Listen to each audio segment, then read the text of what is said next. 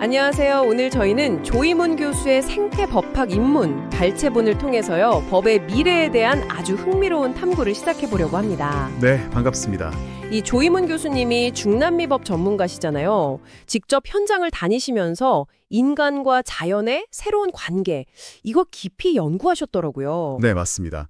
특히 라틴 아메리카의 생태 복원 노력들을 직접 보시면서 많은 영감을 받으신 걸로 알고 있습니다. 네, 이 자료를 보면요.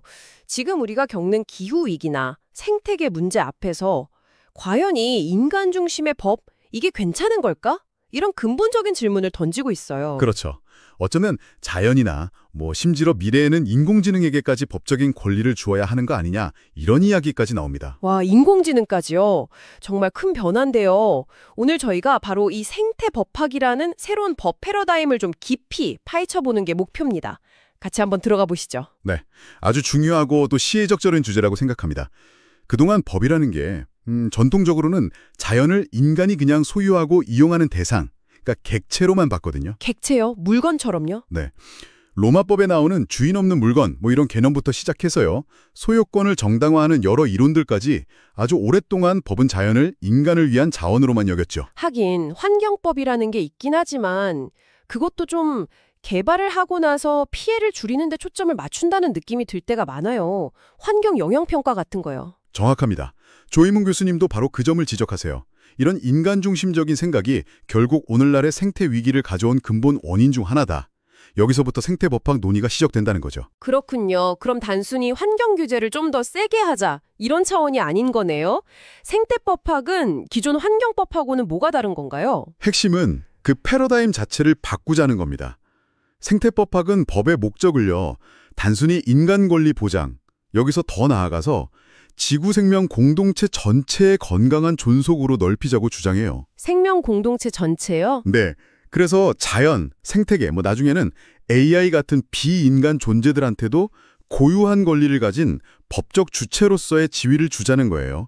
이건 그냥 환경운동이 아니라 법 철학 자체를 바꾸자는 아주 혁신적인 제안이죠. 그리고 이게 더 이상 그냥 책상 위에서만 하는 얘기가 아니에요. 아, 정말요? 자연이나 강한테 법적인 권리를 준다니, 이게 뭐랄까, 철학적으로는 알겠는데 실제 법정에서 이게 어떻게 가능할까 싶기도 하고요. 사례가 있나요, 실제로? 네, 있습니다. 아주 대표적인 게 에콰도르인데요.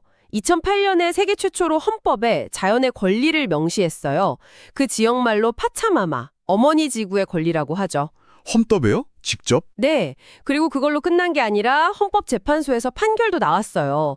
2021년 로스 세드로스 사건에서는 광산 개발이 생물 다양성을 해친다. 그래서 자연의 권리가 우선이다 하면서 허가를 취소했고요. 와... 또 2022년에는 에스트렐리타라는 원숭이 사건이 있었는데 이때는 야생동물 한 마리, 그 개체에게도 헌법상의 권리가 있다고 인정했습니다. 아니, 동물 개체에게까지 권리를 인정했다고요?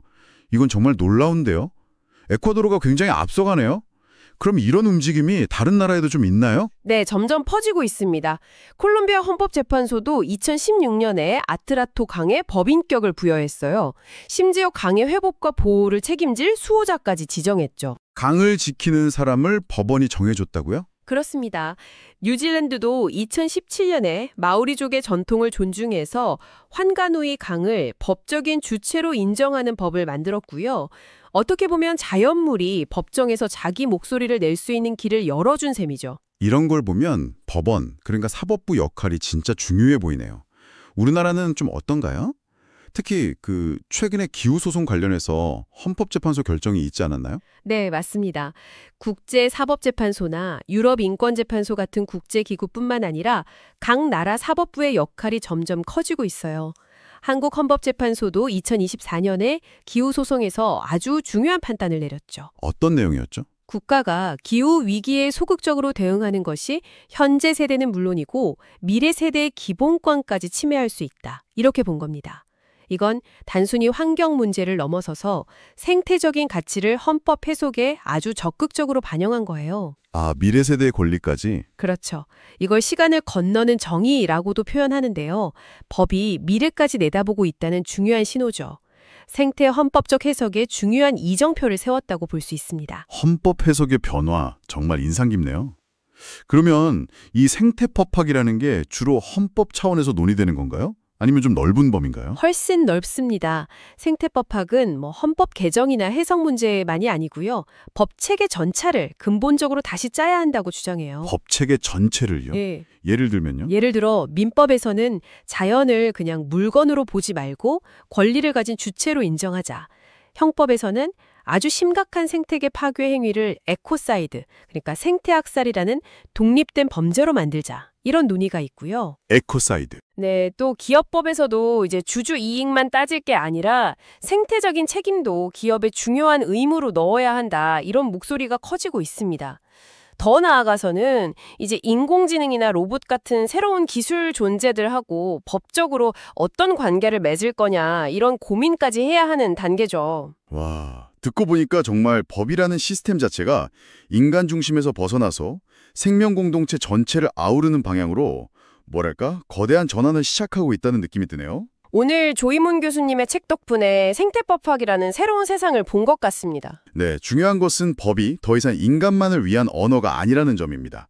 인간과 자연, 그리고 어쩌면 기술까지 포함한 모든 존재가 이 지구 공동체 안에서 함께 살아가기 위한 어떤 약속, 또 소통 방식, 이렇게 진화하고 있다는 거죠. 오늘 이 이야기가 법과 자연, 그리고 우리의 미래를 좀 다른 시각으로 바라보는 계기가 되었으면 합니다. 마지막으로 이런 질문 한번 던져보면서 마무리할까 하는데요. 만약에 스스로 학습하는 AI 농업 로봇이 있다고 해보죠. 근데 이 로봇이 생산성을 최고로 높이려고 하다가 어떤 지역의 생태계를 심각하게 망가뜨리는 결정을 내렸어요. 복잡한 문제네요. 그렇죠. 이럴 때 우리 법은 로봇 운영의 효율성과 망가진 생태계의 회복권, 이 둘 중에 뭘 우선해야 할까요? 그리고 그 책임은 과연 누구에게 물어야 할까요? 한 번쯤 깊이 생각해 보시면 좋겠습니다.